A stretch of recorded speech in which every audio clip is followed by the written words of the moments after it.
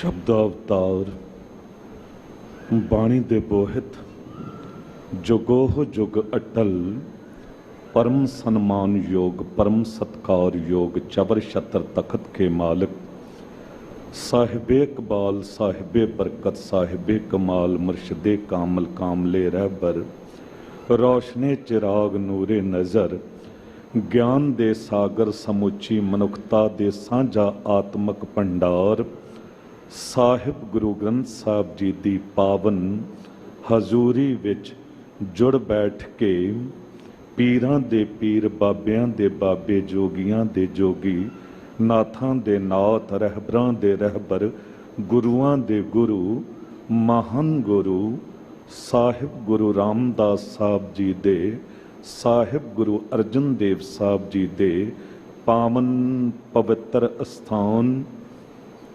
गुरुद्वारा मंजी साहब दीवान हाल सचखंड श्री दरबार साहब तो गुरु के हुक्म दी कथा सुन रही सन्मान योग साध संगत जीओ गुरु की बख्शी फतेह बुलाओ वाहिगुरु जी का खालसा वाहिगुरु जी की फतेह। गर्भ अहंकार अभिमान जिथे अहंकार है उथे निरंकार नहीं हो सकता, जिथे निरंकार है उथे अहंकार लई कोई गल नहीं है। जिथे अहंकार आ जाता है जिथे गर्भ आ जावे अभिमान आ जावे उथे कीती सेवा भी निफल चली जाती है। हौमै नामै नाल विरोध है दोए न वसै इक ठाए हौमै विच सेवा ना होवई तां मन बिरथा जाए। जिथे अभिमान है तीरथ बरत अरदान कर मन में धरै गुमान नानक नहफल जात तह जो कुंचर इशनान। कहंदे सब कुछ व्यर्थ चला जाता है जे किते नाम जपण दा भी अहंकार कर लिया जावे, जे किते सिमरन करन दा भी अहंकार कर लिया जावे ते कहंदे कि सब कुछ व्यर्थ चला जाता है। अज सतगुरु जी दा पावन जो हुक्म है टोडी राग दे विच गुरु अर्जन देव साहब जी दा ये राजस्थानी बोली है। गुरु ग्रंथ साहब जी ऐसे महान सतगुरु ने जिस विच हर एक भाषा नूं जगह दिती गई है। मुल्तानी होवे राजस्थानी होवे गुजराती होवे पंजाबी होवे हिंदी होवे इत्थे इहो जी बाणी उचारण कीती है जो मालक वाहिगुरु किसे दे रूप विच भी बोलिया होवे वो भगत होवे गुरु होवे सिख होवे। गुरु तेग बहादुर साहब जी दी ज़्यादातर बाणी बिरज भाषा दे विच है। अज ये हुक्म राजस्थानी बोली दे विच है। गुरु रामदास साहब आप कृपा करन ये विचार करवा लैन ये विचार साडे हिरदे च वस जावे। करो कृपा एकाग्रता तुहाडी बहुत मिल रही है फिर भी मन जे किते भटक रहा है मन नूं आवाज़ मारो मेरे मन परदेसी वे प्यारे आओ घरे ते एक वारी गज के उचारण करो सतनाम श्री वाहिगुरु। एक वारी फिर आखो सतनाम श्री वाहिगुरु। सतनाम श्री वाहिगुरु साहिब जी। टोडी महला पंजवा। टोडी राग दे विच महला पंजवां भाव की सतगुरु गुरु अर्जन देव साहब जी दा ये पावन हुक्म उपदेश है। गर्भ गहलड़ो मूड़ो हियो रे। गर्भ गहलड़ो मूड़ो हियो रे। गर्भ अहंकार ਗਹਿਲੜੋ ਕਹਿੰਦੇ ਅਹੰਕਾਰ ਦੇ ਵਿੱਚ ਝੱਲਾ ਹੋਇਆ ਇਹ ਜੋ ਹਿਰਦਾ ਮਨ ਹੈ, ਇਹ ਜੋ ਮਨੁੱਖ ਹੈ, ਕਿਉਂਕਿ ਜਿਹਦਾ ਮਨ ਝੱਲਾ ਹੋਇਆ ਉਹ ਬੰਦਾ ਵੀ ਝੱਲਾ ਹੀ ਹੈ। ਝੱਲਾ ਕਿਹਨੂੰ ਕਿਹਾ ਜਾਂਦਾ ਹੈ? ਕਮਲੇ ਨੂੰ। ਤੇ ਕਮਲੇ ਦੀ ਨਿਸ਼ਾਨੀ ਕੀ ਹੈ? ਉਹਦੀ ਪਛਾਣ ਕੀ ਹੈ? ਉਹਦੀ ਪਛਾਣ ਇਹ ਹੀ ਹੈ ਕਿ ਉਹਨੂੰ ਕਿਸੇ ਗੱਲ ਦੀ ਪਛਾਣ ਹੀ ਨਹੀਂ ਹੈ। ਉਹਨੂੰ ਕਿਸੇ ਗੱਲ ਦੀ ਪਛਾਣ ਹੀ ਨਹੀਂ ਹੈ। ਕੱਪੜੇ ਲੀੜੇ ਅਸੀਂ ਵੀ ਪਾਉਂਦੇ ਹਾਂ, ਉਹ ਵੀ ਪਾਉਂਦਾ ਹੈ, ਪਰ ਉਹਨੂੰ ਪਤਾ ਨਹੀਂ ਪਾਉਣੇ ਕਿੱਦਾਂ ਨੇ। ਉਹ ਪੁੱਠੇ ਵੀ ਪਾ ਲੈਂਦਾ ਹੈ। ਖਾਣਾ ਅਸੀਂ ਵੀ ਖਾਂਦੇ ਹਾਂ, ਉਹ ਵੀ ਖਾਂਦਾ ਹੈ, ਪਰ ਉਹਨੂੰ ਪਤਾ ਨਹੀਂ ਖਾਣਾ ਕਿੱਦਾਂ ਹੈ। ਉਹ ਥੱਲੇ ਵੀ ਡੋਲਦਾ ਹੈਗਾ, ਕੱਪੜਿਆਂ ਉੱਤੇ ਵੀ ਡੋਲਦਾ ਹੈਗਾ, ਕਿਉਂਕਿ ਉਹਨੂੰ ਪਛਾਣ ਨਹੀਂ। ਤੁਰਦੇ ਅਸੀਂ ਵੀ ਹਾਂ, ਤੁਰਦਾ ਉਹ ਵੀ ਹੈ, ਪਰ ਉਹਨੂੰ ਆਪਣੇ ਮੰਜ਼ਿਲ ਦੀ ਪਛਾਣ ਨਹੀਂ ਹੈ। ਜਿੱਧਰ ਮੂੰਹ ਹੈ ਉੱਧਰ ਤੁਰ ਪੈਂਦਾ ਹੈ। ਤੇ ਕਹਿੰਦੇ ਜਿਹੜਾ ਅਭਿਮਾਨੀ ਬੰਦਾ ਹੈ, ਜੋ ਗਰਭ ਦੇ ਵਿੱਚ ਝੱਲਾ, ਗਹਿਲਾ, ਗਹਿਲੜੋ, ਜਿਹਨੇ ਗਹਿ ਲਿਆ ਏ ਉਸ ਝੱਲੇਪਨ ਨੂੰ, ਭਾਵ ਕੀ ਗਰਭ ਨੂੰ, ਉਹ ਝੱਲਾ ਹੋਇਆ ਬੰਦਾ, ਉਹਨੂੰ ਵੀ ਪਛਾਣ ਨਹੀਂ ਕਿ ਬੋਲਣਾ ਕੀ ਹੈ। ਉਹ ਅਹੰਕਾਰ ਦੇ ਵਿੱਚ ਇਹੋ ਜਿਹੇ ਬੋਲ ਬੋਲ ਜਾਂਦਾ ਹੈ ਕਿ ਕਈਆਂ ਦਾ ਹਿਰਦਾ ਜੋ ਹੈ ਤੋੜ ਕੇ ਰੱਖ ਦਿੰਦਾ ਹੈ, ਕਈਆਂ ਨੂੰ ਦੁੱਖ ਦੇ ਦਿੰਦਾ ਹੈ। ਕੁਝ ਮਨੁੱਖ ਜਿਹੜੇ ਨੇ ਨਾ, ਅਭਿਮਾਨ ਨੂੰ, ਗਰਭ ਨੂੰ ਅਣਖ ਦਾ ਰੂਪ ਵੀ ਦਿੰਦੇ ਨੇ। ਕਹਿੰਦੇ ਜੀ ਮੇਰੇ 'ਚ ਅਣਖ ਹੈ, ਪਰ ਇੱਕ ਗੱਲ ਯਾਦ ਰੱਖਿਓ, ਅਣਖ ਗੈਰਤ ਜੋ ਹੈ ਉਹਦੇ ਵਿੱਚ ਤੇ ਅਭਿਮਾਨ ਗਰਭ ਦੇ ਵਿੱਚ ਬਹੁਤ ਅੰਤਰ ਹੈ। ਇੱਕ ਗੱਲ ਯਾਦ ਰੱਖਣਾ, ਜਿਹਦੇ ਵਿੱਚ ਅਣਖ ਗੈਰਤ ਹੈ ਉਹ ਦੂਜੇ ਦੀ ਇੱਜ਼ਤ ਕਦੀ ਵੀ ਲਾਹੁੰਦਾ ਨਹੀਂ ਹੈ ਤੇ ਨਾ ਆਪਣੀ ਇੱਜ਼ਤ ਲਾਹੁਣ ਦਿੰਦਾ ਹੈ। ਪਰ ਜਿਹਦੇ ਵਿੱਚ ਅਭਿਮਾਨ ਹੈ, ਅਹੰਕਾਰ ਹੈ, ਉਹ ਹਮੇਸ਼ਾ ਦੂਜਿਆਂ ਦੀ ਇੱਜ਼ਤ ਲਾਹੁੰਦਾ ਹੈ।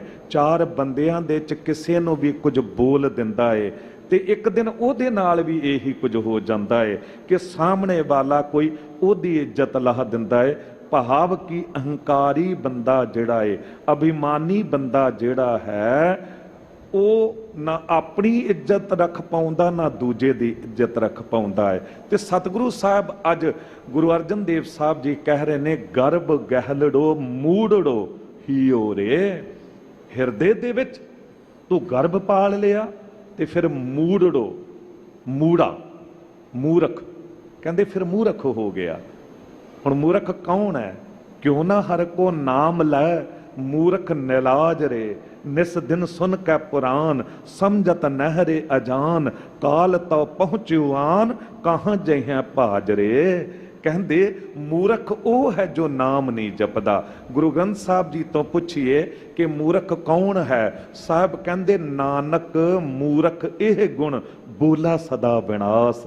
ਕਹਿੰਦੇ ਮੂਰਖ ਦਾ ਲੱਛਣ ਇਹ ਹੈ ਕਿ ਉਹ ਬਕਵਾਸ ਹੀ ਬੋਲੇਗਾ, ਉਹ ਵਿਨਾਸ਼ ਹੀ ਬੋਲੇਗਾ। ਤੇ ਸਿਰੇ ਦਾ ਮੂਰਖ ਕੌਣ ਹੈ ਸਾਹਿਬ ਜੀ? ਉਹ ਵੀ ਗੁਰੂ ਗ੍ਰੰਥ ਸਾਹਿਬ ਜੀ ਦੱਸਦੇ ਨੇ। ਕਹਿੰਦੇ ਮੂਰਖਾਂ ਸਿਰ ਮੂਰਖ ਜੇ ਮੰਨੈ ਨਾਹੀ ਨਾਉ। ਕਹਿੰਦੇ ਉਹ ਸਿਰੇ ਦਾ ਮੂਰਖ ਹੈ ਜੋ ਮਾਲਕ ਵਾਹਿਗੁਰੂ ਜੀ ਦੀ ਏਡੀ ਵੱਡੀ ਤਾਕਤ ਨੂੰ, ਪਾਵਰ ਨੂੰ, ਸ਼ਕਤੀ ਨੂੰ ਵੇਖਦਾ ਏ ਕਿ ਇੱਕ ਛਿਨ ਦੇ ਚ ਭੂਚਾਲ ਆਉਂਦੇ ਨੇ, ਸਭ ਕੁਝ ਗਰਕ ਹੋ ਜਾਂਦਾ ਏ। ਇੱਕ ਛਿਨ ਦੇ ਵਿੱਚ ਸੁਨਾਮੀ ਲਹਿਰਾਂ ਆਉਂਦੀਆਂ ਨੇ, ਸਭ ਕੁਝ ਰੋੜ ਕੇ ਲੈ ਜਾਂਦੀਆਂ ਨੇ। ਉਹ ਵੇਖਦਾ ਸਭ ਕੁਝ ਹੈ, ਫਿਰ ਵੀ ਉਹ ਪ੍ਰਮਾਤਮਾ ਦਾ ਨਾਮ ਨਹੀਂ ਜਪਦਾ, ਉਸ ਤੋਂ ਡਰਦਾ ਨਹੀਂ ਹੈ। ਕਹਿੰਦੇ ਉਹ ਸਿਰੇ ਦਾ ਮੂਰਖ ਹੈ। ਭਾਈ ਕਾਹਨ ਸਿੰਘ ਨਾਭਾ ਨੇ ਮੂਰਖ ਸ਼ਬਦ ਦੇ ਅਰਥ ਬੜੇ ਕਮਾਲ ਕੀਤੇ ਨੇ। ਉਹ ਕਹਿੰਦੇ ਨੇ ਮੂਰਖ ਕੌਣ ਹੈ? ਜੋ ਮੂੰਹ ਰੱਖ ਕੇ ਗੱਲ ਕਰੇ, ਉਹ ਸੱਚ ਬੋਲੇ ਹੀ ਨਾ ਕਦੀ, ਹਰ ਵੇਲੇ ਮੂੰਹ ਮੁਲਾਜਾ। ਕੋਈ ਕਹਿੰਦਾ ਏ ਕਿ ਅਗਲਾ ਬੰਦਾ ਕਿਸੇ ਦਾ ਬੁਰਾ ਕਰਨ ਦਾ ਕਹਿ ਰਿਹਾ ਏ, ਉਹ ਅਗਲੇ ਦਾ ਕਤਲ ਕਰਨ ਨੂੰ ਕਹਿ ਰਿਹਾ ਏ, ਤੂੰ ਉਹਦਾ ਮਿੱਤਰ ਹੈ, ਸਮਝਾ ਦਿੰਦਾ। ਉਹ ਕਹਿੰਦਾ ਜੀ ਮੂੰਹ ਮੁਲਾਜਾ ਜੋ ਸੀ, ਮੈਂ ਕੀ ਉਹਨੂੰ ਕਹਿੰਦਾ, ਮੇਰੇ ਤੋਂ ਨਾਰਾਜ਼ ਹੋ ਜਾਂਦਾ। ਨਹੀਂ ਭੱਲਿਆ, ਜੇ ਤੂੰ ਸੱਚ ਕਹਿ ਦਿੰਦਾ, ਕੀ ਪਤਾ ਕਈਆਂ ਦਾ ਬੁਰਾ ਹੋਣ ਤੋਂ ਬਚ ਜਾਂਦਾ। ਕਿਉਂਕਿ ਕਿਹਾ ਜਾਂਦਾ ਹੈ ਨਾ, ਨਜ਼ਾਰੇ ਕੁਛ ਐਸੇ ਵੀ ਦੇਖੇ हैं तारीख की निगाहों ने, लम्हे ने खता की सदियों ने सजा पाई। लम्हे ने खता की सदियों ने सजा पाई। एक छिन्न दा क्रोध, अहंकार दे बोले बोल बड़ा कुछ बिगाड़ दिंदे ने। द्रौपदी दा एक बोल कि अन्ने दा पुत्र अन्ना, वो एडा वड्डा महाभारत खड़ा कर दिता। ਅਹੰਕਾਰ ਦੇ ਬੋਲ ਹਮੇਸ਼ਾ ਦੁਖੀ ਕਰਦੇ ਨੇ। ਤੇ ਸਾਹਿਬ ਕਹਿੰਦੇ ਗਰਬ ਕਰਤ ਹੈ ਦੇਹ ਕੋ ਬਿਨਸੈ ਛਨਮੈ ਮੀਤ। ਤੂੰ ਕਾਹਦਾ ਹੰਕਾਰ ਕਰਦਾ? ਇਸ ਦੇਹ ਦਾ, ਇਹ ਜਿਹੜੇ ਅੰਗ ਸਰੀਰ ਦੇ ਮਿਲੇ ਨੇ, ਇਸ ਸੁੰਦਰਤਾ ਦਾ ਮਾਣ ਕਰ ਰਿਹਾ ਹੈ। ਇਹ ਤੇ ਇੱਕ ਛਿਨ ਦੇ ਵਿੱਚ ਖਤਮ ਹੋ ਜਾਂਦੀ ਹੈ। ਇਹ ਸਰੀਰ ਜਿਹੜਾ ਹੈ, ਕਹਿੰਦੇ ਕਿਆ ਪਰਵਾਸਾ ਇਸ ਭਾਂਡੇ ਕਾ ਇਤਨਕ ਲਾ ਕੇ ਠਨਕਾ। ਇੱਕ ਠੇਡਾ ਲੱਗਾ ਨਹੀਂ, ਇਹਨੇ ਟੁੱਟ ਭੱਜ ਜਾਣਾ ਹੈ। ਤੇ ਕਿਉਂ ਹਿਰਦੇ ਦੇ ਵਿੱਚ ਇਹ ਮਾਣ ਕਰੀ ਬੈਠਾ ਹੈ? ਹਿਓ ਮਹਾਰਾਜ ਰੀ ਮਾਇਓ। ਹਿਓ ਹਿਰਦਾ, ਮਹਾਰਾਜ, ਮਹਾਰਾਜ ਪ੍ਰਭੂ ਪਰਮਾਤਮਾ, ਉਹਨੇ ਜੋ ਮਾਇਆ ਬਣਾਈ ਹੈ ਨਾ, ਕਹਿੰਦੇ ਉਸ ਮਾਇਆ ਦੇ ਮੋਹ ਵਿੱਚ ਤੂੰ ਇਤਨਾ ਗਰਬ ਕਰਦਾ ਹੈ, ਇਤਨਾ ਅਹੰਕਾਰ ਕਰਦਾ ਹੈ। ਪਰ ਮਾਇਆ ਤੇ ਇੱਕ ਛਾਂ ਹੈ, ਇੱਕ ਪਰਛਾਵਾਂ ਹੈ। ਤੂੰ ਰੱਬ ਨੂੰ ਪਕੜ, ਤੂੰ ਮਾਲਕ ਵਾਹਿਗੁਰੂ ਨੂੰ ਪਕੜ, ਪਰਛਾਵੇਂ ਦੇ ਪਿੱਛੇ ਕਿੱਥੇ ਤੁਰਿਆ ਫਿਰਦਾ ਹੈ? ਮੈਨੂੰ ਗੱਲ ਚੇਤੇ ਆਈ, ਕਹਿੰਦੇ ਇੱਕ ਬਜ਼ੁਰਗ ਬਾਬਾ ਸੀ, ਬੰਦਗੀ ਕਰਨ ਵਾਲਾ ਮਹਾਨ ਪੁਰਖ ਦੂਜੇ ਸ਼ਹਿਰ ਚਲਾ ਗਿਆ ਤੇ ਗੁਰਦੁਆਰੇ ਬੈਠਾ ਹੈ। ਤੇ ਇੱਕ ਬੀਬੀ ਨੇ ਵੇਖ ਲਿਆ ਕਿ ਲੱਗਦਾ ਤੇ ਬਾਹਰੋਂ ਹੈ ਕਿਤੇ, ਤੇ ਨਾਮ ਜਪ ਰਿਹਾ ਹੈ, ਸਿਮਰਨ ਵਾਲੀ ਰੂਹ ਹੈ। ਤੇ ਬੇਨਤੀ ਕਰ ਦਿੱਤੀ, ਬਾਬਾ ਜੀ ਘਰ ਚੱਲੋ, ਲੰਗਰ ਛਕੋ ਚੱਲ ਕੇ। ਤੇ ਵਿਖਾਵਾ ਨਹੀਂ ਕੀਤਾ, ਤੁਰ ਪਏ।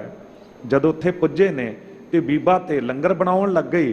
ਤੇ ਇੱਕ ਬੱਚਾ 5 ਸਾਲ ਦਾ, ਉਹਦਾ 4 ਸਾਲ ਦਾ, ਰੋਈ ਜਾਂਦਾ।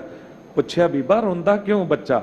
ਅਣਹੋਣੀ ਗੱਲ ਕਰਨਾ ਚਾਹੁੰਦਾ ਬਾਬਾ ਜੀ, ਇਹਨੂੰ ਚੁੱਪ ਨਹੀਂ ਕਰਾਇਆ ਜਾ ਸਕਦਾ। ਕੀ ਕਰਨਾ ਚਾਹੁੰਦਾ? ਕਹਿੰਦੀ ਜੀ ਪਰਛਾਵਾਂ ਫੜਨਾ ਚਾਹੁੰਦਾ, ਆਪਣਾ ਸਾਇਆ ਫੜਨਾ ਚਾਹੁੰਦਾ ਹੈ। ਕਹਿੰਦੇ ਲਿਆ ਫਿਰ ਫੜਾ ਦਿੰਦੇ ਆ। ਹੈਰਾਨ ਹੋਈ ਵੀ ਪਰਛਾਵੇਂ ਨੂੰ ਕਿਸ ਤਰ੍ਹਾਂ ਪਕੜਾਉਣਗੇ, ਪਰ ਹੁਣ ਬਚਨ ਹੋ ਗਿਆ ਸੀ। ਤੇ ਸਾਹਮਣੇ ਲਿਆਈ, ਬੱਚੇ ਨੂੰ ਪੁੱਛਿਆ ਕਿ ਤੂੰ ਪਰਛਾਵੇਂ ਨੂੰ ਫੜਨਾ ਚਾਹੁੰਦਾ ਹੈ? ਹਾਂਜੀ। ਕਿੱਥੋਂ ਫੜਨਾ ਚਾਹੁੰਦਾ? ਕਹਿੰਦਾ ਜੀ ਸਿਰ ਤੋਂ। ਤੇ ਫਿਰ ਇੱਕ ਤਰੀਕਾ ਇਹਨੂੰ ਫੜਨ ਦਾ, ਇੱਕ ਕੰਮ ਕਰ, ਉਧਰ ਵੇਖ ਪਰਛਾਵਾਂ ਨਜ਼ਰ ਆ ਰਿਹਾ ਤੈਨੂੰ ਪਿੱਛੇ? ਕਹਿੰਦੇ ਹਾਂ। ਤੇ ਇੱਕ ਕੰਮ ਕਰ ਕਿ ਤੂੰ ਪਰਛਾਵੇਂ ਦਾ ਸਿਰ ਨਾ ਫੜ, ਤੂੰ ਆਪਣਾ ਸਿਰ ਪਕੜ ਲੈ। ਤੂੰ ਆਪਣਾ ਸਿਰ ਫੜ ਲੈ ਤੇ ਪਰਛਾਵੇਂ ਦਾ ਸਿਰ ਫੜਿਆ ਜਾਵੇਗਾ। ਹੁਣ ਜੋ ਕੁਝ ਬੰਦਾ ਕਰਦਾ ਪਰਛਾਵੇਂ ਵਿੱਚ ਨਜ਼ਰ ਆਉਂਦਾ। ਜਦੋਂ ਉਹਨੇ ਸਿਰ ਫੜਿਆ ਤੇ ਉੱਥੇ ਵੀ ਸਿਰ ਫੜਿਆ ਹੋਇਆ ਸੀ। ਹੁਣ ਉਸ ਬੰਦਗੀ ਕਰਨ ਵਾਲੇ ਪੁਰਸ਼ ਨੇ ਕਿਹਾ ਕਿ ਸੂਰਜ ਵੱਲ ਮੂੰਹ ਕਰਕੇ ਤੂੰ ਇੱਧਰ ਤੁਰ, ਪਰਛਾਵਾਂ ਹੁਣ ਤੇਰੇ ਪਿੱਛੇ ਪਿੱਛੇ ਆਵੇਗਾ, ਤੂੰ ਇਹਨੂੰ ਫੜ ਲਿਆ ਹੈ। ਜਦ ਉਹ ਬੱਚਾ ਤੁਰਿਆ ਸੂਰਜ ਵੱਲ ਤੇ ਪਰਛਾਵਾਂ ਪਿੱਛੇ ਪਿੱਛੇ ਆ ਰਿਹਾ ਸੀ, ਖੁਸ਼ ਹੋ ਗਿਆ, ਪ੍ਰਸੰਨ ਹੋ ਗਿਆ। ਗੱਲ ਉਸ ਨਾਦਾਨ ਬੱਚੇ ਵਰਗੀ ਸਾਡੀ ਵੀ ਹੈ। ਅਸੀਂ ਕੀ ਕਰਨਾ ਚਾਹੁੰਦੇ ਹਾਂ? ਅਸੀਂ ਮਾਇਆ ਨੂੰ ਫੜਨਾ ਚਾਹੁੰਦੇ ਹਾਂ, ਮਾਇਆ ਦੇ ਹਰ ਇੱਕ ਰੂਪ ਨੂੰ ਪਕੜਨਾ ਚਾਹੁੰਦੇ ਹਾਂ, ਪਰ ਮਾਇਆ ਦੇ ਮਾਲਕ ਨੂੰ ਨਹੀਂ ਫੜਨਾ ਚਾਹੁੰਦੇ।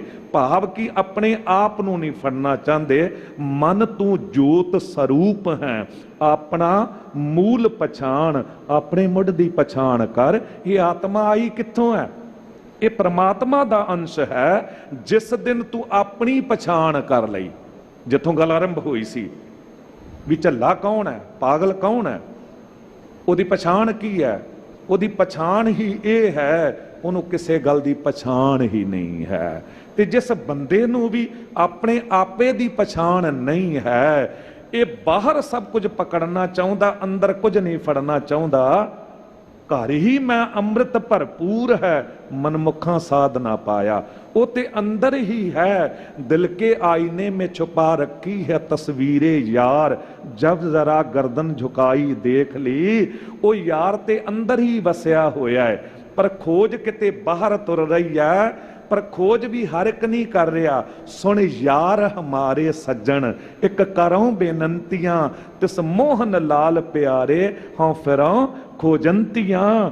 ਉਹ ਯਾਰ ਤੇ ਅੰਦਰੋਂ ਹੀ ਮਿਲ ਜਾਂਦਾ। ਭਾਈ ਸਾਹਿਬ ਨੰਦ ਲਾਲ ਸਾਹਿਬ ਜੀ ਕਹਿੰਦੇ, ਦਿਲ ਅਗਰ ਦਾਨਾ ਬਵਦ, ਅੰਦਰ ਕਿਨਾਰਸ਼ ਯਾਰ ਹਸਤ, ਚਸ਼ਮ ਗਰ ਬੀਨਾ ਬਵਦ, ਹਰ ਤਰਫ ਦੀਦਾਰ ਹਸਤ।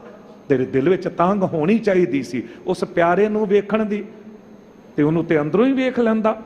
ਵੇਖ, ਤੇਰੇ ਕੋਲੋਂ ਵੇਖਣ ਵਾਲੀ ਅੱਖ ਹੋਵੇ, ਤੂੰ ਹਰ ਇੱਕ ਵਿੱਚੋਂ ਉਹਨੂੰ ਵੇਖ ਸਕਦਾ, ਹਰ ਪਾਸੇ ਉਹਦੇ ਦੀਦਾਰ ਕਰ ਸਕਦਾ ਹੈ। ਪਰ ਬੰਦਾ ਅੰਦਰੋਂ ਵੇਖੇ ਕਿਸ ਤਰ੍ਹਾਂ? ਕਿਉਂਕਿ ਅੰਦਰ ਤੇ ਕੁਝ ਹੋਰ ਬਿਠਾਇਆ ਹੋਇਆ ਹੈ। ਅੰਦਰ ਨਿਰੰਕਾਰ ਨਹੀਂ, ਅਹੰਕਾਰ ਭਰਿਆ ਹੋਇਆ ਹਿਰਦੇ ਦੇ ਵਿੱਚ ਵੀ, ਮਨ ਦੇ ਵਿੱਚ, ਮਤ ਦੇ ਵਿੱਚ। ਤੇ ਸਾਹਿਬ ਕਹਿ ਰਹੇ ਨੇ ਕਿ ਹਿਓ ਮਹਾਰਾਜ ਰੀ ਮਾਇਓ, ਹਿਓ ਹਿਰਦੇ ਦੇ ਵਿੱਚ ਪ੍ਰਭੂ ਮਾਲਕ ਵਾਹਿਗੁਰੂ ਨੂੰ ਨਹੀਂ ਵਸਾਇਆ, ਉਹਦੀ ਬਣਾਈ ਮਾਇਆ ਨੂੰ ਵਸਾ ਲਿਆ ਹੈ। ਇੱਕ ਪ੍ਰਯੋਗ ਕਰਕੇ ਵੇਖਿਓ ਕਿ ਜਿਸ ਤਰ੍ਹਾਂ ਇਹ ਸਾਰੇ ਸੁੱਖ ਨੇ ਮਾਇਆ ਦੇ, ਇਹ ਪਰਛਾਵਾਂ ਨੇ, ਤੇ ਤੁਸੀਂ ਪਰਛਾਵੇਂ ਨੂੰ ਨਾ ਪਕੜੋ, ਪਰਛਾਵੇਂ ਦਾ ਸਿਰ ਨਾ ਫੜੋ, ਆਪਣਾ ਸਿਰ ਪਕੜ ਲਓ ਤੇ ਤੁਰ ਪਾਓ ਗੁਰੂ ਵੱਲ, ਗੁਰੂ ਸੂਰਜ ਵੱਲ ਤੁਰੋ, ਤੇ ਇਹ ਜਿਤਨੇ ਸੁੱਖ ਨੇ ਤੁਹਾਡੇ ਪਿੱਛੇ ਪਿੱਛੇ ਆਉਣਗੇ।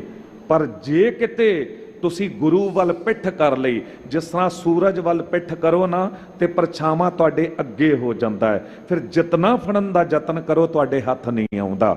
ਬਿਲਕੁਲ ਇਉਂ ਇਹ ਜਿਤਨੇ ਸੁੱਖਾਂ ਦੇ ਸਾਧਨ ਨੇ ਅੱਜ ਸਾਡੇ ਲਈ ਦੁੱਖਾਂ ਦਾ ਕਾਰਨ ਬਣ ਗਏ ਨੇ। ਅੱਜ ਮਖਮਲ ਦੇ ਗੱਦੇ ਤੇ ਹਨ ਪਰ ਨਿੰਦਰ ਨਹੀਂ ਹੈ। ਅੱਜ 36 ਪਦਾਰਥ ਤੇ ਸਾਹਮਣੇ ਪਏ ਨੇ, ਖਰੀਦ ਸਕਦੇ ਆ, ਪਰ ਡਾਕਟਰ ਨੇ ਮਨਾ ਕਰ ਦਿੱਤਾ ਕਿ ਤੂੰ ਖਾ ਨਹੀਂ ਸਕਦਾ। ਹੁਣ ਕਿਉਂ ਹੋਇਆ ਏ? ਕਿਉਂਕਿ ਗੁਰੂ ਵੱਲ ਪਿੱਠ ਕਰ ਲਈ। ਬੇਮੁਖ ਹੋਏ ਰਾਮ ਤੇ ਲੱਗਨ ਜਨਮ ਵਿਜੋਗ, ਖਿਨ ਮੇ ਕੌੜੇ ਹੋਏ ਗਏ ਜਿਤੜੇ ਮਾਇਆ ਭੋਗ। ਤੇ ਸਾਹਿਬ ਕਹਿ ਰਹੇ ਨੇ ਕਿ ਮਾਇਆ ਨੂੰ ਨਹੀਂ ਪਕੜਨਾ, ਮਾਇਆ ਦੇ ਪਤੀ ਪਰਮਾਤਮਾ ਵਾਹਿਗੁਰੂ ਨੂੰ ਪਕੜ ਲੈਣਾ ਹੈ ਜੀ। ਡੀਹਰ ਨਿਆਈ ਮੋਹਿ ਫਾਕਿਓ ਰੇ। ਡੀਹਰ ਨਿਆਈ, ਡੀਹਰ ਮੱਛੀ ਵਾਂਗ, ਨਿਆਈ ਵਾਂਗ, ਵੀ ਮੱਛੀ ਵਾਂਗ।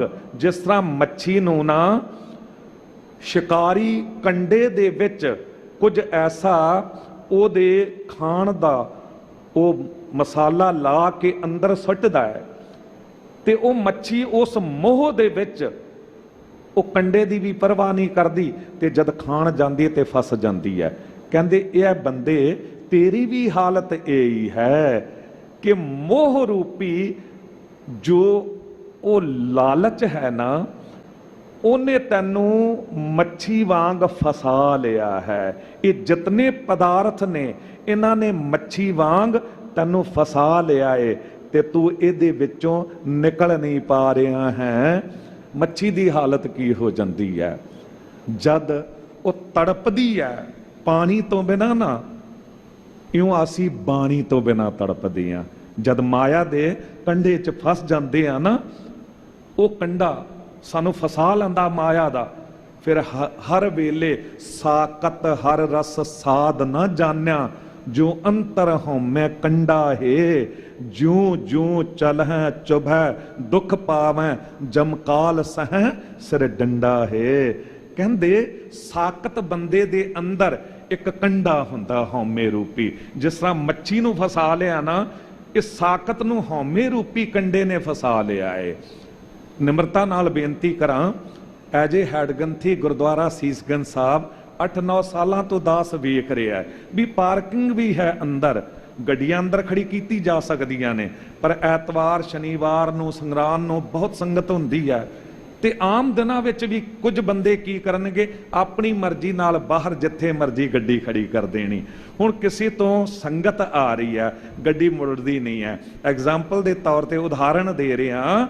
ਹੁਣ ਉਸ ਬੰਦੇ ਨੂੰ ਲੱਖ ਵਾਰੀ ਸਮਝਾਇਆ ਜਾਵੇ, ਸੇਵਾਦਾਰ ਕਹਿਣ, ਪਰ ਉਹਦੇ ਅੰਦਰ ਹਉਮੈ ਹੈ, ਤੂੰ ਕੌਣ ਹੁੰਦਾ ਮੈਨੂੰ ਰੋਕਣ ਵਾਲਾ। ਹੁਣ ਗੱਡੀ ਖੜੀ ਕਰ ਦਿੱਤੀ, ਉਹ ਇੱਕ ਕੰਡਾ ਬੀਜ ਦਿੱਤਾ।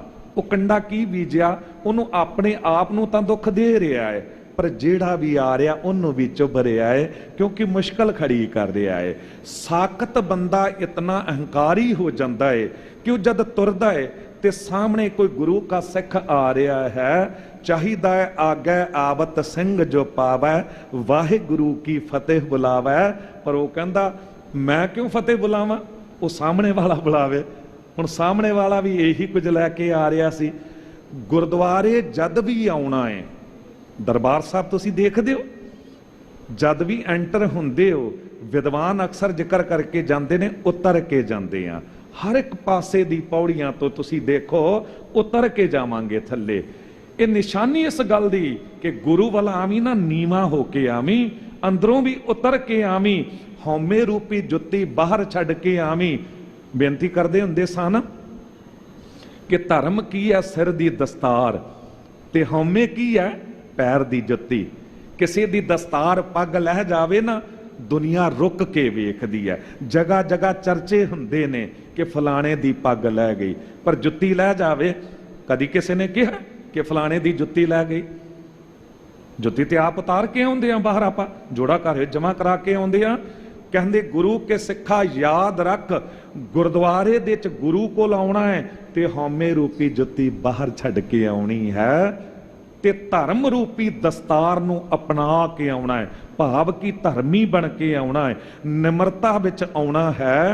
सरदार बनाया गुरु ने सानू, जिनकी जात बरन कुल माही, सरदारी ना भई कदाही, तिन ही को सरदार बनावो, तबै गोबिंद सिंह नाम कहावो। सरदार बनाया, पर दूजे पासे सिख भी आख्या। सिख कह दिता है कि गुरु कोल आवें ते सिखण दी चाह लैके आवी। सिख नाम दे के साडी हौमे नूं मसल के रख दिता है। जो हाले सिख रहा है उन्हों का मान है। ते साहब कहंदे कि इस शरीर दे मोह ने, ये कंडे ने फसा लिया है। हुण ये शरीर की है, थोड़ा जा समझ लेना इस गल नूं, क्योंकि तन दी देह दी गल है ते गर्भ अहंकार दी गल है। ये शरीर की है, दो पक्ष हुंदे ने ना। ये शरीर सब धर्म है, जिस अंदर सच्चे की विच जोत, गुहज रतन विच लुक रहे, कोई गुरमुख सेवक कड्डै खोत। साहब कहंदे शरीर धर्म है, हैं धर्म है। ते जे धर्म है तेनू पापी क्यों कहा फिर? अन्न देवता, पानी देवता, बैसंतर देवता, लूण पंजवा पाया करत तां होवा पाक पवित, पापी स्यों तन गड्ढिया थुक्कां पईयां तित। कहंदे शरीर पापी है। क्यों पापी है? क्योंकि इतनी कीमती अमृत वर्गी वस्तुआं अंदर गईयां ते विष्टा बन गईयां, की हाल हो गया? कहंदे इस करके पापी है। इस शरीर नूं जजरी किया, इस शरीर नूं मिट्टी दी पुड़िया किया, इस शरीर नूं बहुत कुछ कह दिता दूजे पासे, ते एक पासे धर्म भी कह दिता। ते की सतगुरु अपनी गल नूं आप कट रहे ने? नहीं, साहब कहंदे सिक्के दे दो पहलू ने। एक पासे शरीर धर्मी है, क्योंकि इहदी जो बनतर है ना, मालक वाहिगुरु ने हर एक अंग नूं धर्मी बनाया, हर एक अंग नूं धर्मी बनाया। धर्मी कौन है? जो अपने मुंह की बुरकी भी दूजे दे मुंह च पाउण दी जुरत रखे। धर्मी कौन है? जो अपने लिए ही नहीं दूजियां लिए भी जीवे, जो आप कमा के किरती होवे पर दूजियां दा भला करे। दमड़ा उसी का जो खर्चे और खाए, देवे दिलावे रजावे खुदाए। कहंदे आप भी खर्चे ते गरीबां दी सेवा विच भी कोई लावे, वो है धर्मी। गुरु तेग बहादुर साहब सतगुरु जी ने हिंदू धर्म की रखिया खातर अपना सीस दे दिता, ते धर्मी अकवाए धर्म हेत साका जिन किया, सीस दिया पर सिर ना दिया। धर्मी की डेफिनेशन की है, व्याख्या की है? जो दूजियां लई जींदा है। साडे गुरु दूजियां लई जीवे, केवल अपने लिए नहीं जीवे। ते शरीर, शरीर दे अंग की ने? ये पैर किते अपने लिए तुर रहे ने? नहीं, ये ते आराम ही करना चाहन, पर जद तक ये पैर तुरदे ने अखां वेखदियां रहिंदियां ने। नहीं ते अखां ते सोना ही चाहन, अखां ते सोना ही चाहन, पर धर्मी ने कि किते ठेडा ना लग जावे पैरां नूं। ये पैरां लई वेखदियां ने, पैर किते अपने लिए तुरदे ने। वतन परोपकार नूं कर पार वसांदे, जे पैरां नाल तुरदे ना ते गुरुद्वारे तक किस तरह पुजदे, कम्मां कारां ते किस तरह जांदे? इसका मतलब पैर अपने लिए नहीं, पूरे शरीर लिए तुर रहे ने। हथ किते अपने लिए कर रहे ने, एक कुहाड़े चक चक के ये मेहनत करनी, कलमां नाल लिखना, बहुत कुछ करना। ये पैर किते, हथ किते अपने लिए कर रहे ने। बुरकी भी मूँह च चली जाती, हत्थां च की रह जाता है? पर हथ रात दिन मेहनत करते ने। क्यों करते ने? ताकि ये शरीर चले, परिवार नूं रोजी रोटी खवाइए। धर्मी ने। ये कन किते अपने लिए सुन रहे ने, ये जेवा लिए सुन रहे ने। गुरु अमरदास साहब जी ने कहा ना, ऐ श्रवणों मेरियो साचा सुनने नो पठाए, साचा सुनने नो पठाए, शरीर लाए सुनो सत बाणी, जित सुनी मन तन हरिया हुआ, रसना रस समाणी।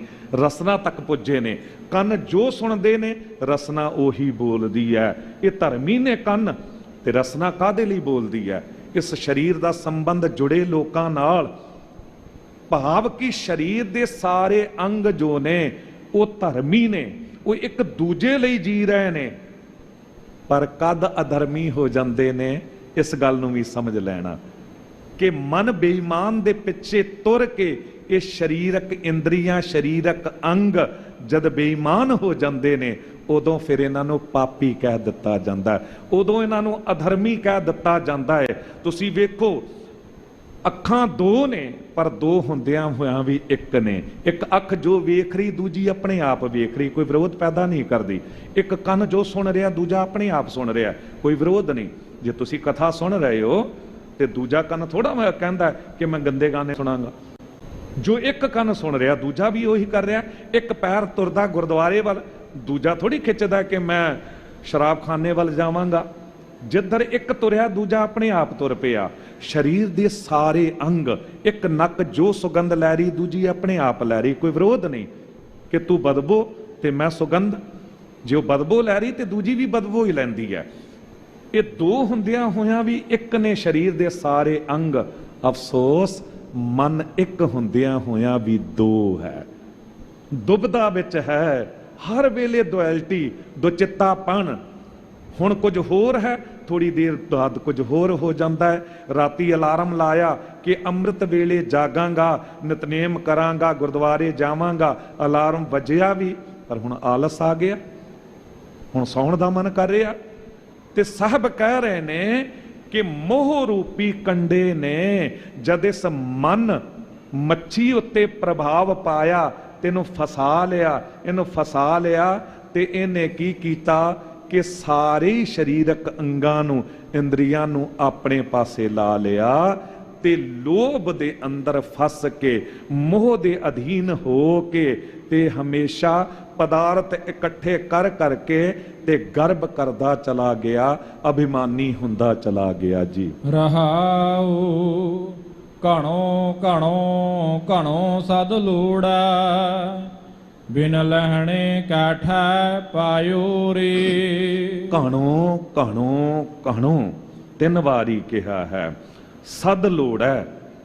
ਦੇਖੋ, ਇੱਕ ਗੱਲ ਹੁੰਦੀ ਆ ਨਾ, ਬੰਦਾ ਇੱਕ ਵਾਰੀ ਕਹਿ ਦਵੇ ਕਿ ਇਤਨਾ ਦੇ ਦੇ, ਨਹੀਂ ਫੇਰ ਕਵੇ ਹੋਰ ਦੇ, ਹੋਰ ਦੇ, ਹੋਰ ਦੇ। ਘਣੋ ਘਣੋ, ਘਣੋ ਦਾ ਅਰਥ ਹੈ ਜ਼ਿਆਦਾ, ਹੋਰ ਜ਼ਿਆਦਾ, ਹੋਰ ਜ਼ਿਆਦਾ, ਹੋਰ ਜ਼ਿਆਦਾ।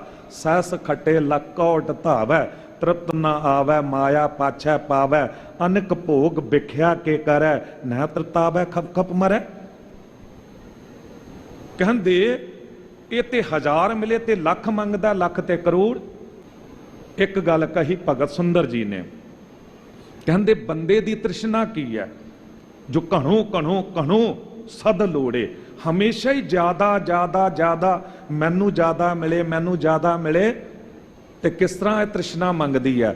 2 ਸਸ 20 50 ਭਏ ਸਤ ਹੋਏ 1000 ਤਾਂ ਲੱਖ ਮੰਗੇਗੀ। ਬੰਦੇ ਦੀ ਤ੍ਰਿਸ਼ਨਾ 10 ਤੋਂ 20, 20 ਤੋਂ 50, 100, 1000 ਤੇ ਲੱਖ। ਇੱਥੇ ਤ੍ਰਿਪਤ ਹੋ ਜਾਵੇਗੀ? ਨਹੀਂ, ਕਹਿੰਦੇ ਕੋਟ ਅਰਬ ਖਰਬ ਅਸੰਖ, ਪ੍ਰਥਵੀ ਪਤ ਹੋਣ ਕੀ ਚਾਹ ਜਗੇਗੀ। ਕਰੋੜਾਂ ਅਰਬਾਂ ਖਰਬਾਂ ਅਸੰਖ ਗਿਣਤੀ ਤੋਂ ਬਾਹਰ ਮਾਇਆ ਚਾਹੀਦੀ ਹੈ। ਤੇ ਇਤਨੀ ਵੀ ਜੇ ਹੋ ਜਾਵੇ ਫਿਰ ਕੀ ਤ੍ਰਿਪਤ ਹੋ ਜਾਵੇਗਾ? ਵੀ ਪ੍ਰਥਵੀ ਪਤ ਹੋਣ ਕੀ ਚਾਹ ਜਗੇਗੀ। ਨਹੀਂ, ਪੂਰੀ ਦੁਨੀਆ ਦਾ ਰਾਜਾ ਵੀ ਮੈਂ ਹੋਵਾਂ। ਚਲੋ ਪੂਰੀ ਦੁਨੀਆ ਦਾ ਰਾਜਾ ਬਣ ਗਿਆ, ਹੁਣ ਤ੍ਰਿਪਤ ਹੋ ਜਾਵੇਗਾ, ਸਾਰੀ ਦੁਨੀਆ ਦਾ ਮਾਲਕ ਬਣ ਗਿਆ, ਤ੍ਰਿਪਤ ਹੋ ਜਾਵੇਗਾ। ਕਹਿੰਦੇ ਨਹੀਂ, ਹਾਲੇ ਕਿੱਥੇ। स्वर्ग पताल को राज करे, तृष्णा अत की अत आग लगेगी। स्वर्ग पताल दा भी मैं राजा होवां, फिर भी ये अग होर बलेगी ते बुझेगी किस तरह। सुंदर एक संतोख बिना सठ, सठ दा अर्थ मूर्ख, गहला झल्ला गर्भ गहलड़ो मूडो हियो। कौन है झल्ला? सठ मूर्ख। कहंदे सुंदर एक संतोख बिना सठ, तेरी भूख तो कभी ना भगेगी। ये तेरी भुख नहीं मिट सकती। ये तृष्णा अग है, जितना बालन पाई जाओ उतना होर भखेगी, होर भखेगी, ये नहीं बुझदी है जी।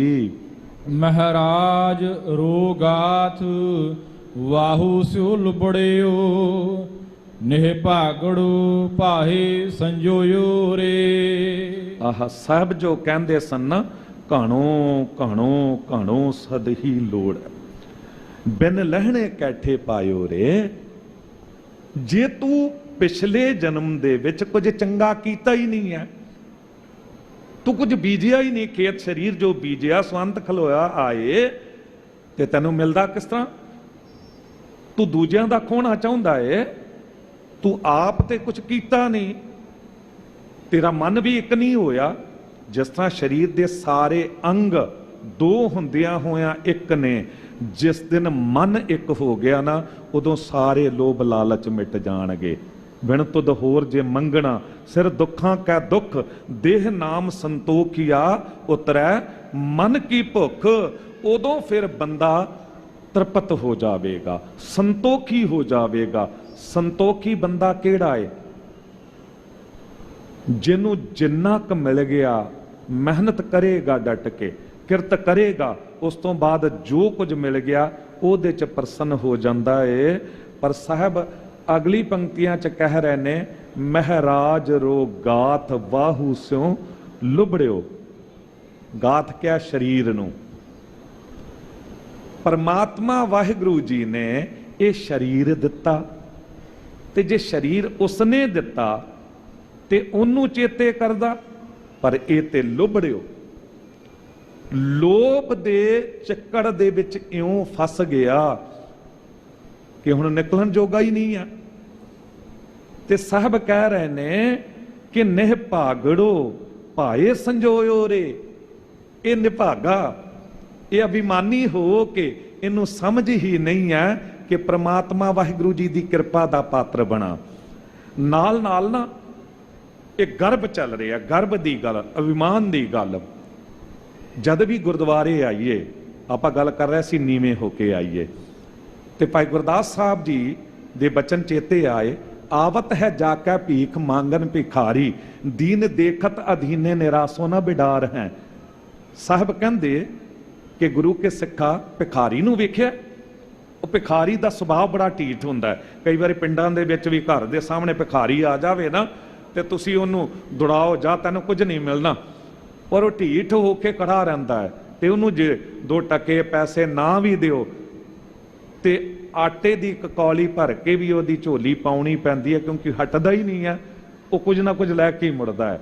ਦੂਜਾ ਉਦਾਹਰਣ ਦਿੱਤਾ, ਬੈਠਤ ਹੈ ਜਾ ਕੇ ਦਵਾਰ ਆਸਾ ਕੇ ਬਿਡਾਰ ਸਵਾਨ, ਅੰਤ ਕਰਨਾ ਕਾ ਤੋਰ ਟੂਕ ਤਾਂ ਹੀ ਡਾਰ ਹੈ। ਕਹਿੰਦੇ ਗੁਰੂ ਕੇ ਸਿੱਖਾ ਕੂਕਰ ਵੇਖਿਆ ਕੁੱਤਾ, ਉਹ ਦੂਜੇ ਘਰਾਂ ਦੀ ਆਸ ਛੱਡ ਕੇ ਨਾ ਇੱਕ ਘਰ ਦੇ ਸਾਹਮਣੇ ਬੈਠ ਗਿਆ। ਉਹਨੂੰ ਸੋਟਾ ਡੰਡਾ ਵੀ ਮਾਰਿਆ ਜਾਂਦਾ ਹੈ, ਉਹਨੂੰ ਦੁੜਾਇਆ ਵੀ ਜਾਂਦਾ, ਤੂੰ ਚਲਾ ਜਾ, ਪਰ ਉਹ ਹਟਦਾ ਹੀ ਨਹੀਂ। ਤੇ ਅੰਤ ਬੰਦੇ ਦੀ ਅੰਦਰ ਕਰੁਣਾ ਆ ਜਾਂਦੀ ਹੈ, ਜੋ ਆਪਣੇ ਜੋਗੇ 2 ਪ੍ਰਸ਼ਾਦੇ ਨੇ ਨਾ, ਉਹਨਾਂ ਵਿੱਚੋਂ ਤੋੜ ਕੇ ਇੱਕ ਟੋਟਾ ਉਹਨੂੰ ਪਾ ਹੀ ਦਿੰਦਾ ਹੈ। ਪਾਨ ਕੀ ਪਨ ਹੀ ਰਹਿਤ ਪਰ ਹਰੀ ਪਰੀ, ਤਾਹੂ ਕਾਹੂ ਕਾਜ ਕੋਠ ਚਲਤ ਸਮਾਰ ਹੈ। ਕਹਿੰਦੇ ਇੱਕ ਗੱਲ ਚੇਤੇ ਰੱਖ ਕਿ ਪੈਰ ਦੀ ਜੁੱਤੀ ਹੈ, ਹਮੇਸ਼ਾ ਘਰ ਦੇ ਬਾਹਰ ਕੱਢ ਕੇ ਬੰਦਾ ਅੰਦਰ ਆਉਂਦਾ ਹੈ। ਪਹਿਲਾਂ ਦਰਵਾਜ਼ੇ ਤੋਂ ਅੰਦਰ ਜੁੱਤੀ ਨਹੀਂ ਸੀ ਆਉਂਦੀ। ਅੱਜ ਕੱਲ ਤੇ ਲੋਕ ਨਾ ਕਿਚਨ ਵਿੱਚ ਵੀ ਹਰ ਜਗ੍ਹਾ ਜੁੱਤੀਆਂ ਪਾਈ ਫਿਰਦੇ ਨੇ, ਪਰ ਪਹਿਲਾਂ ਲੋਕ ਇਉਂ ਨਹੀਂ ਸੀ ਕਰਦੇ। ਤੇ ਕਹਿੰਦੇ ਉਹ ਜਿਹੜਾ ਜੋੜਾ ਹੈ ਨਾ, ਉਹ ਬਾਹਰ ਪਿਆ ਆਪਣੇ ਮਾਲਕ ਦੇ ਇੰਤਜ਼ਾਰ ਵਿੱਚ ਰਹਿੰਦਾ ਹੈ, ਕਦੀ ਤੇ ਆਵੇਗਾ। ਤੇ ਉਹ ਆਉਂਦਾ ਹੈ ਤੇ ਉਹਦੇ ਚਰਨ ਪੈ ਜਾਂਦੇ ਨੇ, ਉਹਨੂੰ ਭਾਗ ਲੱਗ ਜਾਂਦੇ ਨੇ ਜੋੜੇ ਨੂੰ। ਕਹਿੰਦੇ ਬਿਲਕੁਲ ਇਉਂ ਛਾੜ ਅਹੰਕਾਰ ਛਾਰ ਹੋਏ ਗੁਰੂ ਮਾਰਗ ਮੈਂ, ਕਬਹੂ ਕੇ ਦਇਆ ਕੇ ਦਇਆਲ ਭਗਤਾਰ ਹੈ। ਕਦੀ ਤੇ ਉਹਨੂੰ ਕਿਰਪਾ ਆਵੇਗੀ, ਕਦੀ ਤੇ ਉਹਨੂੰ ਦਇਆ ਆਵੇਗੀ, ਤੇਰੀ ਝੋਲੀ 'ਚ ਕਿਰਪਾ ਰੂਪੀ ਟੁਕੜਾ ਪੈ ਜਾਵੇਗਾ। ਤੂੰ ਇਉਂ ਨਿਮਰਤਾ ਨਾਲ ਗੁਰੂ ਦਰਬਾਰ ਵਿੱਚ ਆਇਆ ਕਰ।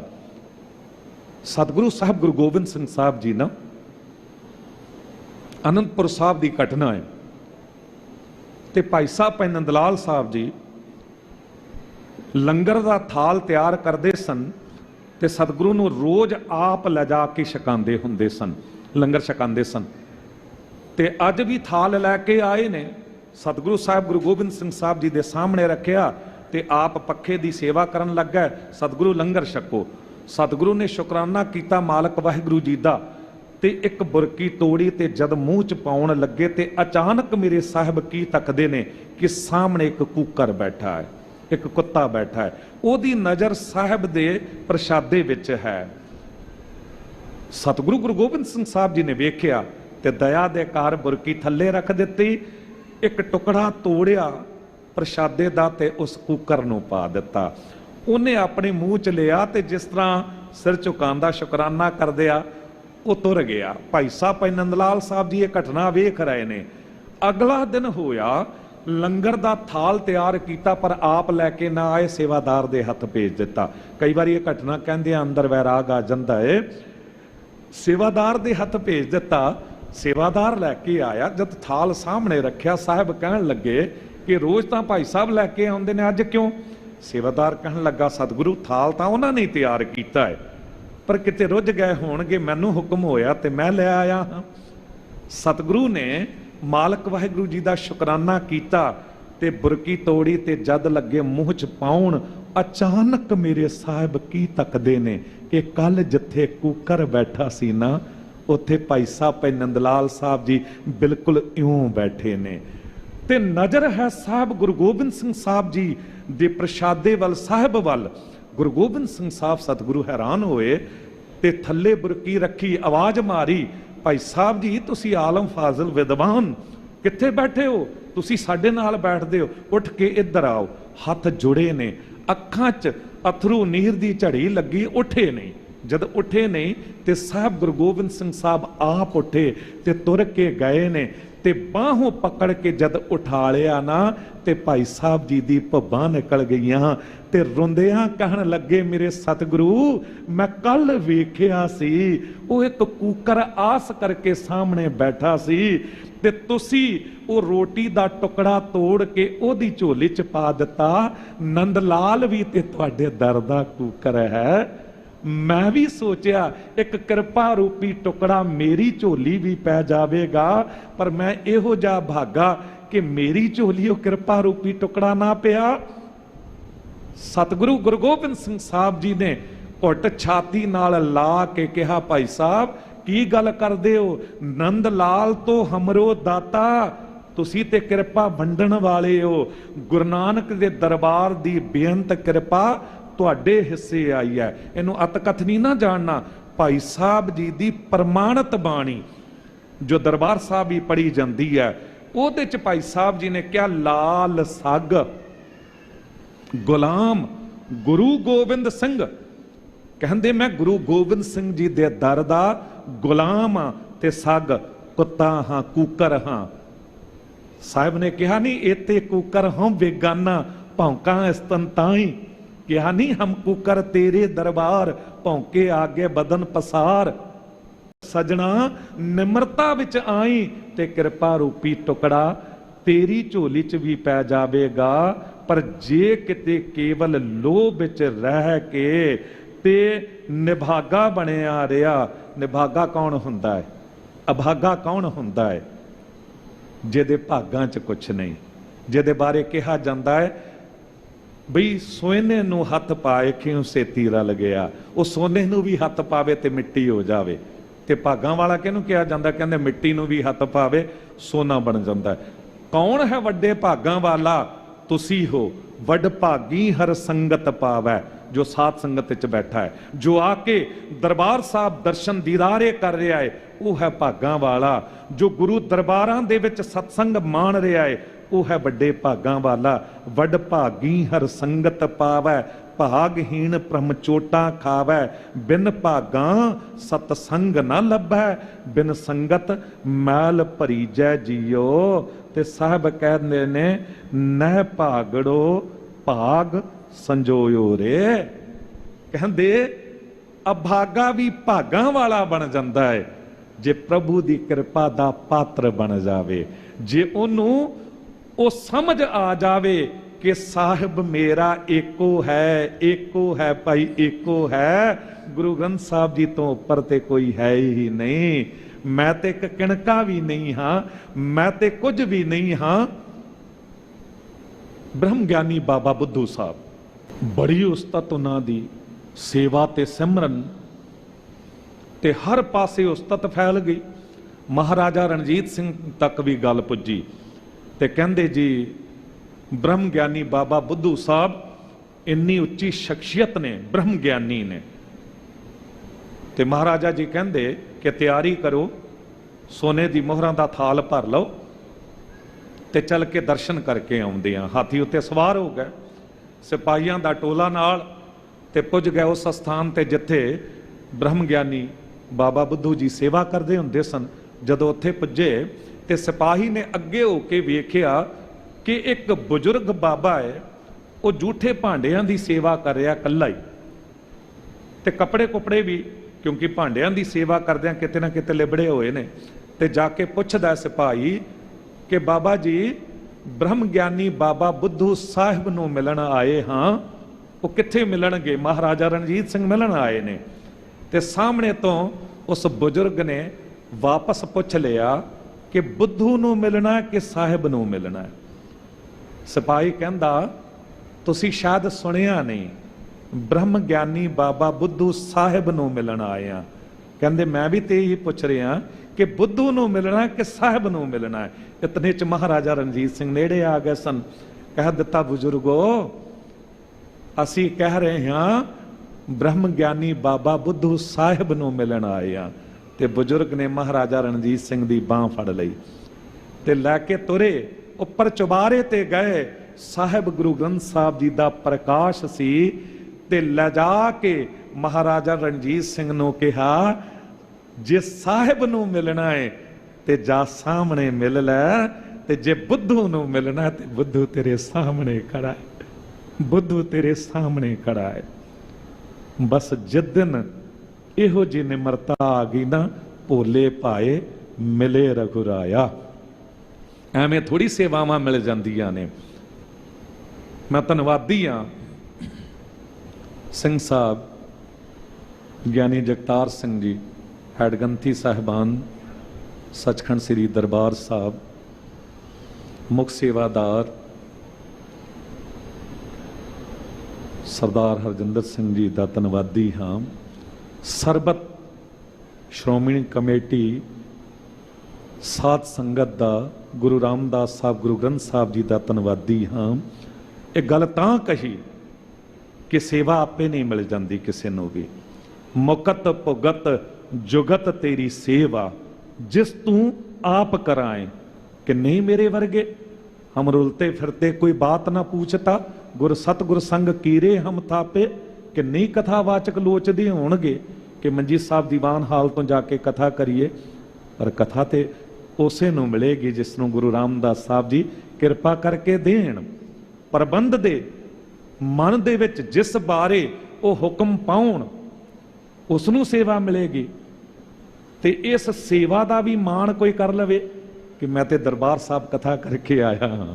ਨਹੀਂ ਸਜਣਾ ਤੇਰਾ ਕੀ ਜ਼ੋਰ ਹੈ, तेरा की जोर है। हम रुलते फिरते कोई बात ना पूछता, गुर सतगुर संग कीरे हम थापे। जद गुरु रामदास साहब सतगुरु जी वर्गिया ने कह दिता कि मैं ते लाहौर दी गलियां च रुलदा फिरदा सी, मैनू ते कोई गल भी नहीं सी पुछदा। गुरु अमरदास साहब सतगुरु आपने ऐसी महान कृपा कर दिती कि मेरे वर्गे कीड़े नू थाप के पातशाह बना दिता। गुरु सतगुर संग कीरे हम थापे।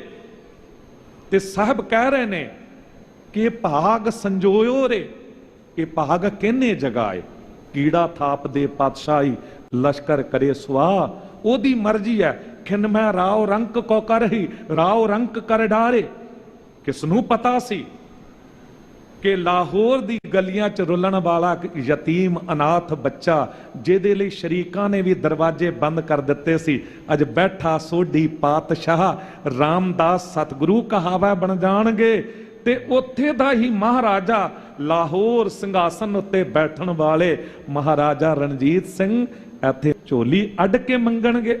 होई सी ना घटना, गल रिपीट होवे ते पकड़े च आ जांदी है। एक सिन बेनती कर ही दियां। एक बारी महाराजा रणजीत सिंह कलम कल्ले तुर के ना दरबार साहब आ गए ते इत्थे दा प्रशासन जागिया। वजीर कोतवाल सारे दौड़ के चरना उत्ते डिगे। महाराजा जी ये की खेड वरताई है, तुसी दस्सिया ही नहीं। ਤੁਸੀਂ ਦੱਸਦੇ ਅਸੀਂ ਗੇਟ ਲਾਉਣੇ ਸਨ, ਸ਼ਹਿਰ ਨੂੰ ਸਜਾਉਣਾ ਸੀ, ਬੈਂਡ ਬਾਜਿਆਂ ਨਾਲ ਤੁਹਾਡਾ ਸਵਾਗਤ ਕਰਨਾ ਸੀ। ਮਹਾਰਾਜਾ ਜੀ ਦੀ ਸਵਾਰੀ ਆ ਰਹੀ ਹੈ, ਸ਼ਾਨ ਨਾਲ ਆਉਣੀ ਚਾਹੀਦੀ ਹੈ। ਤੇ ਮਹਾਰਾਜਾ ਰਣਜੀਤ ਸਿੰਘ ਨੇ ਪਤਾ ਹੈ ਕੀ ਕਿਹਾ? ਕਹਿੰਦੇ ਮਹਾਰਾਜਾ ਨਹੀਂ ਆਇਆ, ਗੁਰੂ ਰਾਮਦਾਸ ਸਾਹਿਬ ਜੀ ਦੇ ਦਰ ਦਾ ਮੰਗਤਾ ਆਇਆ ਹੈ, ਭਿਖਾਰੀ ਆਇਆ ਹੈ। ਭਿਖਾਰੀਆਂ ਨੂੰ ਸ਼ਾਨ ਸੋਭਦੀ ਨਹੀਂ ਹੈ। ਤੇ ਗਏ ਨੇ ਗੋਡੇ ਟੇਕ ਕੇ ਗੁਰੂ ਰਾਮਦਾਸ ਸਾਹਿਬ ਜੀ ਦੇ ਚਰਨਾਂ ਸਾਹਮਣੇ, ਝੋਲੀ ਫੈਲਾ ਕੇ ਗੁਰੂ ਗ੍ਰੰਥ ਸਾਹਿਬ ਜੀ ਦੇ ਸਾਹਮਣੇ, ਤੇ ਕਿਹਾ ਮਲਤਾਨ ਦੇ ਵਿੱਚ ਅਕਾਲ ਪੈ ਗਿਆ ਏ, ਮੀਂਹ ਨਹੀਂ ਪੈ ਰਿਹਾ, ਪ੍ਰਜਾ ਨੇ ਬਗਾਵਤ ਕਰ ਦਿੱਤੀ ਹੈ ਤੇ ਦੁਸ਼ਮਣ ਹਮਲਾ ਕਰਕੇ ਕਬਜ਼ਾ ਕਰ ਲੈਣਾ ਚਾਹੁੰਦਾ ਏ। ਗੁਰੂ ਰਾਮਦਾਸ ਸਾਹਿਬ ਜੀ, ਰਾਜ ਮੇਰਾ ਨਹੀਂ ਤੁਹਾਡਾ ਹੈ, ਮੰਗਤਾ ਬਣ ਕੇ ਆਇਆ, ਕਿਰਪਾ ਕਰੋ ਉੱਥੇ ਮੀਂਹ ਪੈ ਜਾਵੇ, ਬਰਸਾਤ ਪੈ ਜਾਵੇ। ਇਤਿਹਾਸ ਗਵਾਹੀ ਦਿੰਦਾ ਏ ਕਿ ਹਾਲੇ ਮਹਾਰਾਜਾ ਰਣਜੀਤ ਸਿੰਘ ਅਰਦਾਸ ਕਰਕੇ ਦਰਬਾਰ ਸਾਹਿਬ ਤੋਂ ਬਾਹਰ ਨਿਕਲੇ ਨੇ, ਪਰਿਕਰਮਾ ਵਿੱਚ ਹੀ ਨੇ ਕਿ ਗੁਰੂ ਰਾਮਦਾਸ ਸਾਹਿਬ ਜੀ ਦੀ ਕਿਰਪਾ, ਮਲਤਾਨ ਦੇ ਵਿੱਚ ਮੀਂਹ ਪੈਣਾ ਆਰੰਭ ਹੋ ਗਿਆ, ਬਰਸਾਤ ਹੋਣੀ ਆਰੰਭ ਹੋ ਗਈ। ਇਹ ਮੀਂਹ ਪੈ ਰਿਹਾ ਹੈ, ਝਿਮ ਝਿਮ ਵਰਸੈ ਅੰਮ੍ਰਿਤ ਧਾਰਾ, ਮਨ ਪੀਵੈ ਸੁਨ ਸ਼ਬਦ ਵਿਚਾਰਾ। ਸੁਣ ਮਨ ਸੀਖ ਸਾਧੂ ਜਨ ਸਗਲੂ, ਥਾਰੇ ਸਗਲੇ ਪ੍ਰਾਸ਼ਿਤ ਮਿਟਿਓ ਰੇ। ਐ ਮੇਰੇ ਮਨ, ਤੂੰ ਗੁਰੂ ਸਾਧੂ ਦੀ ਸਿੱਖਿਆ ਸੁਣ ਤੇ ਤੇਰੇ ਸਾਰੇ ਪਾਪ ਜਿਹੜੇ ਨੇ ਉਹ ਮਿਟ ਜਾਣਗੇ। ਤੂੰ ਗੁਰੂ ਗ੍ਰੰਥ ਸਾਹਿਬ ਜੀ ਦੇ ਉਪਦੇਸ਼ਾਂ ਨੂੰ ਸੁਣ, ਗੁਰੂ ਗ੍ਰੰਥ ਸਾਹਿਬ ਜੀ ਦੇ ਬਚਨਾਂ ਨੂੰ, ਸਿੱਖਿਆ ਨੂੰ ਸੁਣ, ਤੇਰੇ ਭਾਗ ਜਾਗ ਜਾਣਗੇ, ਤੇਰੇ ਸਾਰੇ ਪਾਪ ਮਿਟ ਜਾਣਗੇ। ਹੋਵੈ ਸਿਫਤ ਖਸਮ ਦੀ, ਨੂਰ ਅਰਸ਼ੋਂ ਕੁਰਸੋਂ ਝੱਟੀਐ, ਤੁਧ ਡਿਠੇ ਸੱਚੇ ਪਾਤਸ਼ਾਹ, ਮਲ ਜਨਮ ਜਨਮ ਦੀ ਕੱਟੀ ਐ, ਜਨਮਾਂ ਜਨਮਾਂਤਰਾਂ ਦੀ ਮੈਲ ਕੱਟੀ ਜਾਂਦੀ ਐ ਗੁਰੂ ਦੀ ਸਿੱਖਿਆ ਨਾਲ, ਕਿਰਪਾ ਨਾਲ। ਜਾ ਕੋ ਲਹਿਣੋ ਮਹਾਰਾਜ ਰੀ ਗਾਠੜਿਓ, ਜਨ ਨਾਨਕ ਗਰਭਾਸ ਨਾ ਪੌੜਿਓ ਰੇ। ਜਿਸ ਉੱਤੇ ਕਿਰਪਾ ਪ੍ਰਭੂ ਪਰਮਾਤਮਾ ਮਹਾਰਾਜ ਦੀ ਹੋ ਗਈ, ਜਿਹਨੂੰ ਉਹਨੇ ਕਿਰਪਾ ਕਰਕੇ ਦੇ ਦਿੱਤਾ, ਤੇ ਉਹਨੂੰ ਜਿਸ ਗੁਰਮੁਖ ਨੇ ਗੱਠ ਬੰਨ ਲਿਆ, ਦਾਸ ਨਾਨਕ ਜੀ ਕਹਿੰਦੇ ਨੇ, ਕਹਿੰਦੇ ਜਨ ਨਾਨਕ ਗਰਭਾਸ ਨਾ ਪੌੜਿਓ ਰੇ। ਉਹ ਗਰਭ ਦੇ ਵਿੱਚ ਦੁਬਾਰਾ ਨਹੀਂ ਪੈਂਦਾ। ਮੈਂ ਮੂਰਖ ਕੀ ਕੇਤਕ ਬਾਤ ਹੈ, ਓਟ ਪਰਾਧੀ ਤਰਿਆ ਰੇ। ਗੁਰੂ ਨਾਨਕ ਜਿਨ ਸੁਣਿਆ ਪੇਖਿਆ, ਸੇ ਫਿਰ ਗਰਭਾਸ ਨਾ ਪਰਿਆ ਰੇ। ਇਤਨਿਕ ਸੇਵਾ ਪ੍ਰਵਾਨ ਕਰਨੀ, ਬੇਅੰਤ ਹੋਈਆਂ ਭੁੱਲਾਂ ਬਖਸ਼ ਲੈਣਾ। ਗੁਰਦੁਆਰਾ ਸੀਸਗੰਜ ਸਾਹਿਬ, ਉਥੇ ਦਾ ਹੈਡ ਗ੍ਰੰਥੀ ਸੇਵਾਦਾਰ ਹੋਣ ਦੇ ਨਾਤੇ ਆਪ ਸਭ ਲਈ ਅਰਦਾਸ ਹੈ, ਤੇਗ ਬਹਾਦਰ ਸਿਮਰੈ, ਹਰ ਨੌ ਨਿਧ ਆਵੈ ਧਾਏ, ਸਭ ਥਾਈ ਹੋਏ ਸਹਾਏ। ਆਓ ਅਖੀਰਲੀ ਪੰਕਤੀ ਪਿਆਰ ਨਾਲ ਪੜ੍ਹੀਏ। ਸੁਣ ਮਨ ਸੀਖ ਸਾਧੂ ਜਨ ਸਗਲੂ, ਥਾਰੇ ਸਗਲੇ ਪ੍ਰਾਸ਼ਿਤ ਮਿਟਿਓ ਰੇ। ਜਾਗੋ ਲਹਿਣੋ ਮਹਾਰਾਜ ਰੀ ਗਾਠੜਿਓ, ਜਨ ਨਾਨਕ ਗਰਭਾਸ ਨਾ ਪੌੜਿਓ ਰੇ।